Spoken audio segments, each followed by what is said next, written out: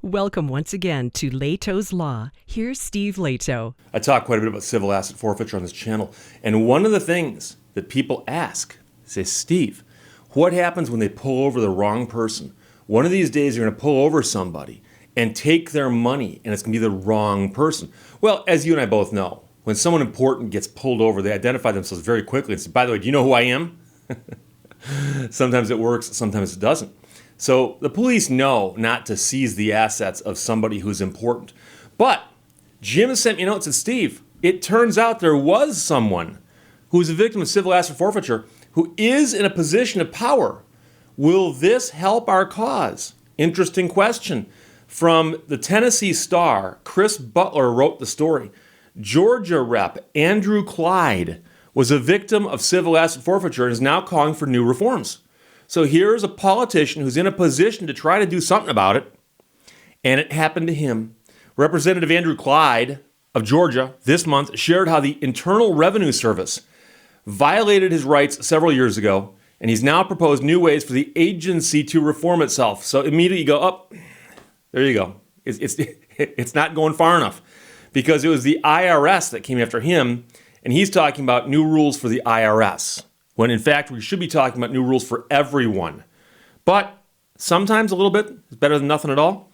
Clyde made the remarks at a House Oversight and Reform Subcommittee on Civil Rights and Civil Liberties. The congressman said IRS agents seized more than $900,000 of his money back in 2013, and without telling him why they'd done it, and without ever charging him with a crime. Here's the quote. How on earth does the IRS or any other government agency have the power to seize one's property without charging a person with a crime? It should not. But the IRS had been wrongfully confiscating money from individuals and small business owners across the country through civil asset forfeiture. Specifically, they were accusing people of structuring their legally earned cash bank deposits, and that is exactly what they did to me, Clyde said. In my case, the IRS offered me a deal where they'd give back 2/3 of my money if I'd forfeit 1/3 of them to them as a penalty. They wanted me to voluntarily forfeit $325,000, even though they admitted in writing that all the money was legally earned and properly reported in writing. This was nothing short of extortion, and I refused. And what structuring is, you may have heard of the concept of money laundering. And so we've talked before about how there's a thing called a currency transaction report, a CTR. And if you go to the bank and deposit or withdraw $10,000 or more at one time, a CTR gets generated and sent to the IRS to let them know that you have moved a big chunk of money. And so sometimes people in the old days who handled lots and lots of cash knew that the government was watching transactions over $10,000.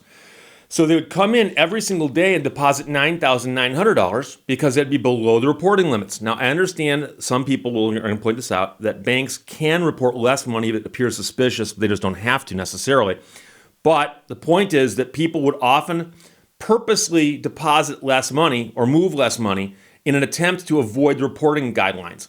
And they would call that structuring, because you are structuring your deposits in a way to avoid the reporting guidelines, which is kind of weird.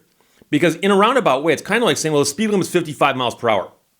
So if you're driving along and you see a police car and you're doing 55 miles per hour so you don't get a ticket, you are somehow doing something wrong, because you're following the law, but you're following the law to avoid getting in trouble for breaking the law. Therefore, you're breaking the law.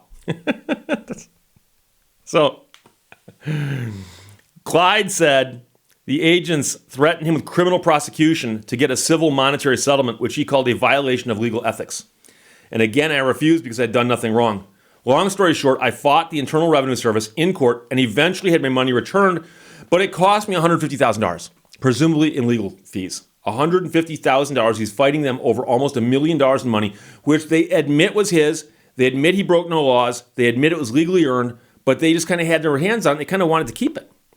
Unfortunately, too many Americans do not have the ability or the resources to take on the government, especially the IRS, and they wound up losing their businesses and their livelihoods. Clyde said his previous testimony before Congress on the matter prompted legislators to enact the Clyde Hirsch Sowers Respect Act. That legislation, the congressman went on to say, protected individuals and small businesses from the IRS and it's unlawful cash seizures. The congressman said he wants new laws that bolster reporting requirements and data tracking of assets seized so that members of Congress can know whether law enforcement applies civil forfeiture fairly to all citizens.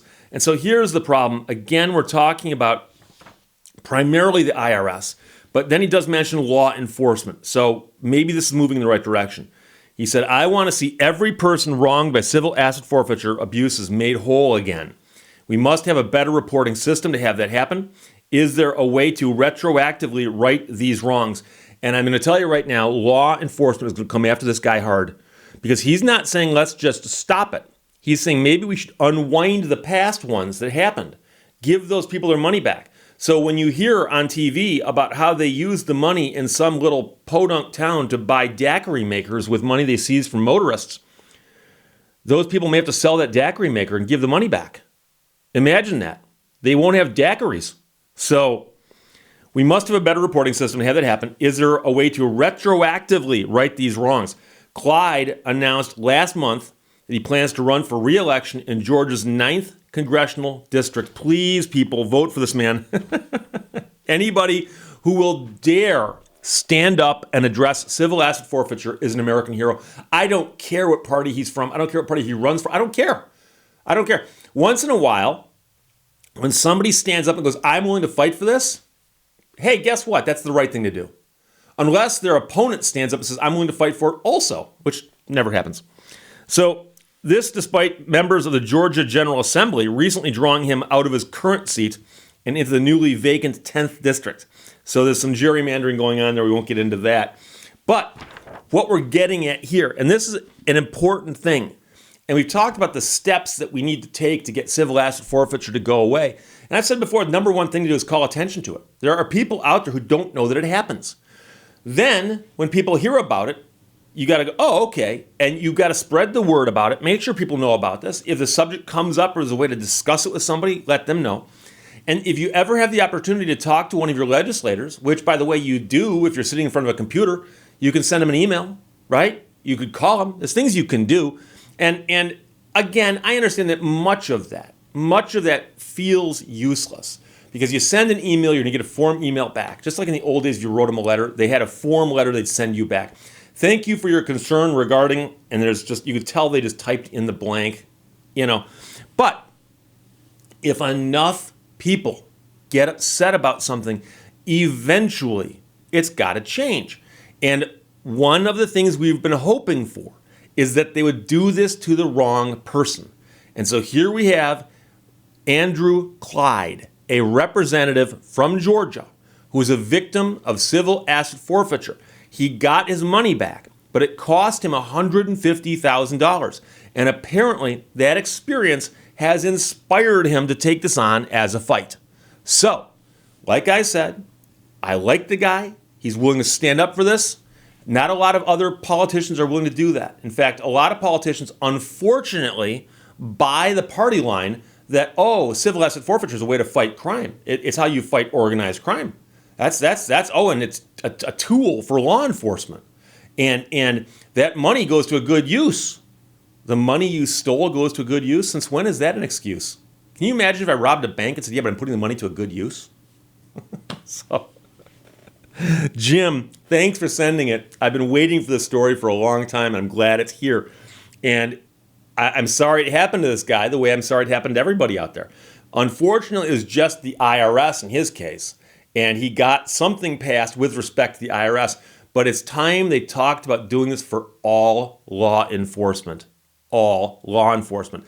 And remember, you can have states pass laws on this, and some states have passed laws on this. But the feds are one of the biggest abusers of this, and state laws aren't going to impact the feds all that much. So Georgia Rep. Andrew Clyde, a victim of civil asset forfeiture, calls for new reforms. Chris Butler wrote the story for the Tennessee Star, and Jim sent it to me. Thanks a lot. Questions or comments, put them below. Let's talk to you later. Bye-bye.